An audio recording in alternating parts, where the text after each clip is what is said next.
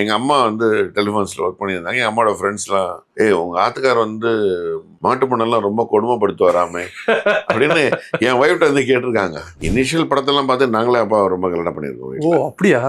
Okay. என்ன but போக போக ஒரு சீசன் ஆரம்பிச்சார். அவர் அப்பவே சொல்லுவார், அது கேமரா வைக்கிற வரைக்கும் நமக்கு ஓகே ஓகேன்னு இருக்கும். கேமரா வச்சுட்டாங்கன்னா தான் பாரு. அது மாதிரி ஃப்ரெண்ட்ஸ்லாம் வந்து ரொம்ப அழகாக பெர்ஃபார்ம் பண்ணிருக்காங்க. நீங்க சொன்ன சமுத்திரம் வந்து நான் பர்சனலா பார்த்துருக்கேன். தெலுங்குலயும் அந்த படம் ரிலீஸ் ஆயிருந்தது. நாங்கள் எங்கேயோ ஒரு டூர் போயிருந்தோம். அப்பா இறங்குறாரு, நிறைய ஆந்திராலேருந்து வந்த மக்கள் வந்து அப்பாவோட நின்று ஸ்டில் எடுத்துட்டு அது என்னமோ ஒரு நரசிம்ம ரெட்டி அது ஒரு அந்த படம் அங்கே அவ்வளோ பெரிய ஹிட் அங்கே சமுத்திரம் தான் அவ்வளோ பெரிய ஹிட்டு. அவங்களாம் வந்து அப்பாவோட ஃபோட்டோலாம் எடுத்துட்டு நிறைய லேடிஸ் வந்து ஒரு பக்கமே வர்றதுக்கே பயப்பட்டாங்க.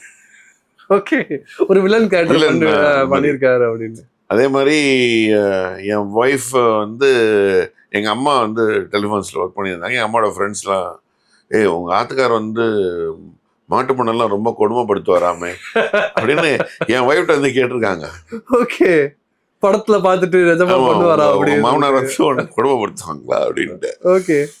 அது மாதிரி நிறைய அது இன்னும் அந்த பிலீஃப் இருக்கு சார் மக்கள்கிட்ட.